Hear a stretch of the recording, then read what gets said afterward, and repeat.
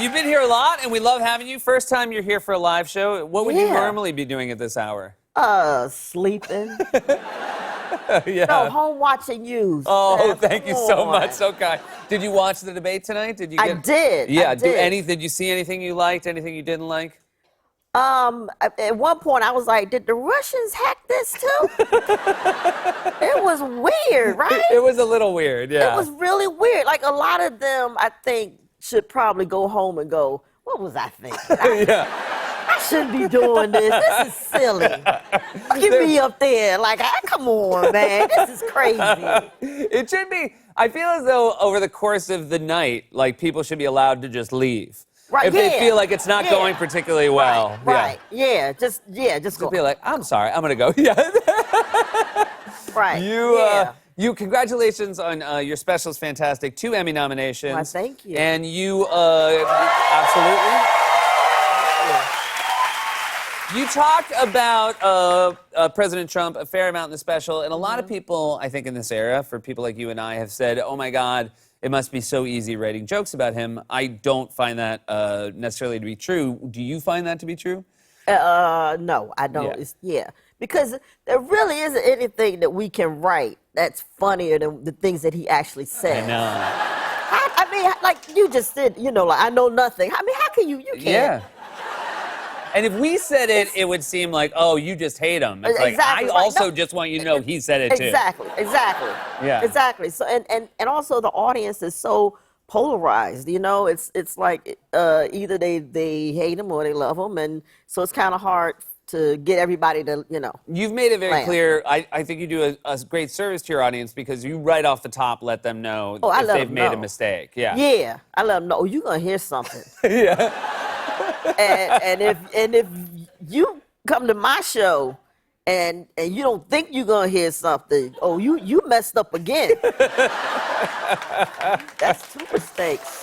You were just on vacation. You went to France. Yes. Did you have a nice My wife time? is French, so yeah.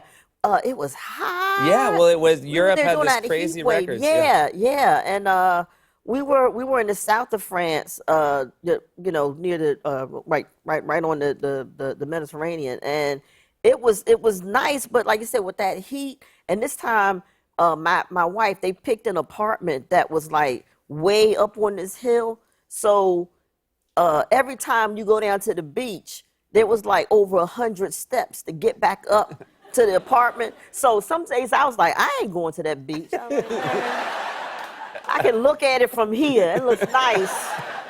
Or if you go to the beach and then you go back home and you like forget something at the beach, you just do that away. That's all.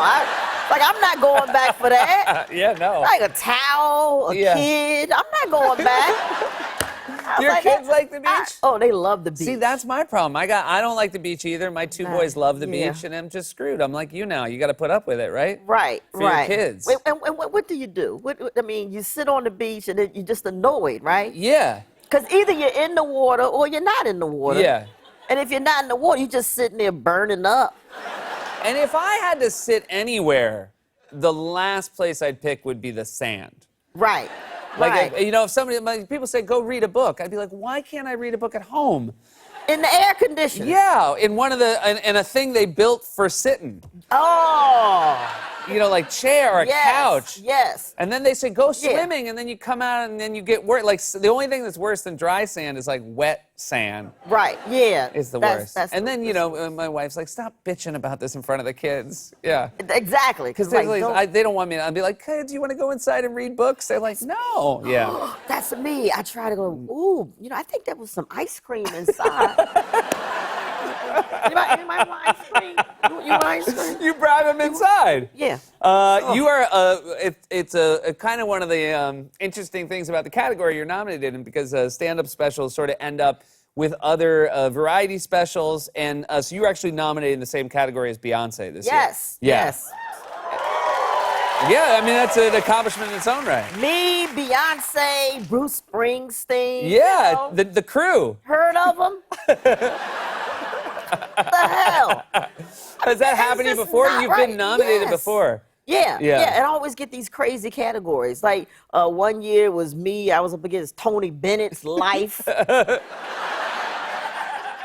And then one year I was up against the 50th anniversary of the Rock and Roll Hall of Fame. So it was like me against rock and roll. Do you work a little bit? Do you work less on your acceptance speech when you're up against rock and roll or Tony Bennett? Do you think I'm not going to have to give a speech tonight? Yeah, you go, you know what? I'm going to wing it if I win this one. You was very nice because I think this happens.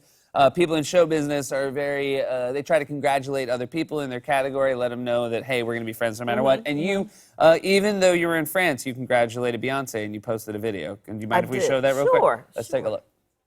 Beyonce, I just want to say congratulations on your Emmy nomination. I know you probably own one of these. Lot of yachts. Lot of yachts. Lot of yachts. Congratulations on both nominations. Thank you so much for making the time and coming out here late at night. Absolutely. Always such a pleasure to see you. Wanda Sykes, everybody.